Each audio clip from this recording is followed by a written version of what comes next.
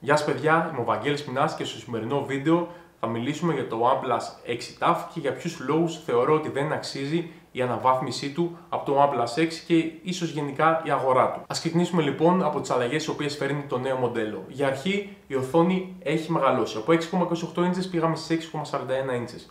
Παρ' όλα αυτά η ανάλυση δεν έχει μεγαλώσει, οπότε έχουμε το ίδιο PPI, το πάνελ και οι επιδόσεις του πάνελ είναι πανομοιότυπες σχεδόν. Αυτό που έχει αλλάξει είναι το notch, το οποίο στο OnePlus 6 ήταν μικρό, σίγουρα μικρότερο από το Mi 8 και του iPhone X. Στην προκειμένη περίπτωση έχουμε notch τύπου σταγόνας, κάτι το οποίο είναι σίγουρα πολύ θετικό. Επίσης έχουμε αναβάθμιση στην μπαταρία της συσκευής. Από 3.300 mAh πήγαμε στα 3.700, με αποτέλεσμα σίγουρα να έχουμε μεγαλύτερους χρόνους αναμονής στη συσκευή μας. Επίσης, ένα εντυπωσιακό χαρακτηριστικό είναι ο αισθητήρας δαχτυλικών αποτυπωμάτων στην οθόνη.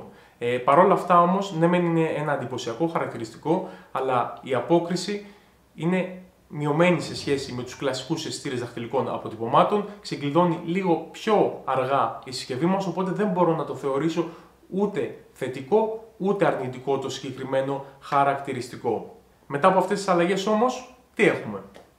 Βασικά δεν έχουμε σχεδόν τίποτα. Τι θέλω να πω? Το chipset της συσκευής είναι ολόγιο φυσικά, έχουμε τον Snapdragon 845 ο οποίος υπήρχε και στο OnePlus 6, καθώς δεν έχει βγει ακόμα η επόμενη γενιά της Qualcomm. Οπότε από επιδόσεις είμαστε ακριβώς στα ίδια.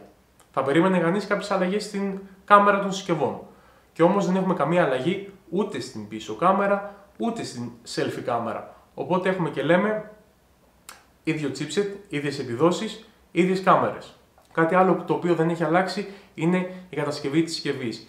Στην προηγούμενη γενιά είχαμε τη μετάβαση από μεταλλικό σώμα σε γυάλινο, το ίδιο συμβαίνει και στο OnePlus 6 TAF. Παρ' όλα αυτά, παρόλο που έχουμε γυάλινη πλάτη, η συσκευή ακόμη δεν έχει υποστήριξη για ασύρματη φόρτιση. Επίσης δεν έχουμε καμία πιστοποίηση για αντοχή στο νερό και την σκόνη, κάτι το οποίο αναμέναμε σίγουρα στο OnePlus 6 TAF. Από εκεί και πέρα, το χαρακτηριστικό το οποίο ξενέρωσε πάρα πολλούς χρήστες είναι η απουσία του audio jack. Αυτό μάλιστα είναι ένα χαρακτηριστικό το οποίο έχει ψηφιστεί από τους φαν της εταιρείας ως το χαρακτηριστικό το οποίο θα θέλανε να υπάρχει στην επόμενη ναυαρχίδα, δηλαδή το OnePlus 6 TAF. Ο OnePlus έχει δώσει αυτό το δικαίωμα στους χρήστες, στους φαν της εταιρείας να ψηφίζουν για τα χαρακτηριστικά που θα θέλαν να έχουν οι επόμενες ναυαρχίδες και αυτό είναι το νούμερο ένα χαρακτηριστικό και σε αυτή την περίπτωση η εταιρεία δεν άκουσε την βάση των φαν της. Έτσι λοιπόν παιδιά έχουμε μια συσκευή η οποία οι μόνες αλλαγές που έχουν γίνει είναι στο μέγεθος της οθόνης, στο μέγεθος του notch το οποίο έχει μικρύνει, λίγο μεγαλύτερη μπαταρία, κατά τα άλλα κάμερες, chipset, διαβαρχοποίηση, υποστήριξη ασύρματης φόρτισης είναι ακριβώς ίδια με το OnePlus 6 μείον την αφαίρεση του audio jack.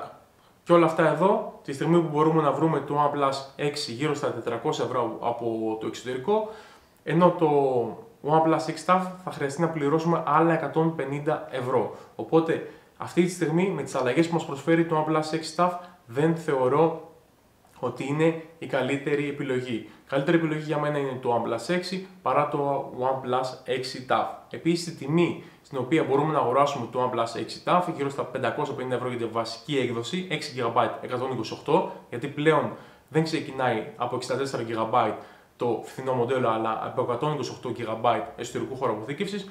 Μπορούμε να πάμε στην ελληνική αγορά και με τα ίδια χρήματα να αγοράσουμε το S9.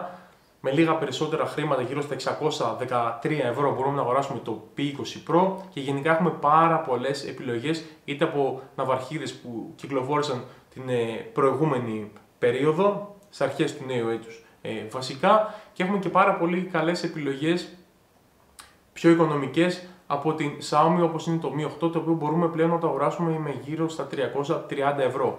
Οπότε αν βάζετε σε μένα να αγοράσω το OnePlus 6 TAF ή το S9, δύσκολα θα επέλεγα το OnePlus 6 TAF με ίδια τιμή και ίσως πιο ακριβή το OnePlus σε σχέση με το S9. Όπως σίγουρα δεν θα πλήρωνα 200 ευρώ παραπάνω για να πάρω το OnePlus 6 TAF σε σχέση με το Mi 8. Όταν η τιμή του OnePlus πέσει γύρω στα 430 ευρώ, ναι, αλλά για τις αλλαγές που μου προσφέρει σε σχέση με το OnePlus 6 είμαι σίγουρος ότι ειδικά η αφαίρεση του audio jack θα κάνει πολλούς χρήστες που περίμεναν το 6 TAF να προτιμήσουν το 6. Οπότε για μένα η αγορά του OnePlus 6 TAF τουλάχιστον στην παρούσα φάση δεν αξίζει. Αυτή λοιπόν είναι η γνώμη μου όσον αφορά το OnePlus 6 TAF.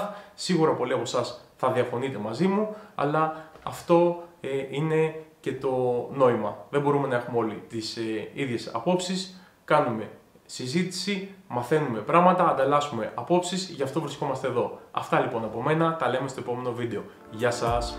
Και φυσικά αν σας άρεσε το βίντεο μου, μην ξεχάσετε να κάνετε like, subscribe και κλικ στο καμπανάκι των ειδοποιήσεων για να μην χάνετε ποτέ τα νέα μου βίντεο.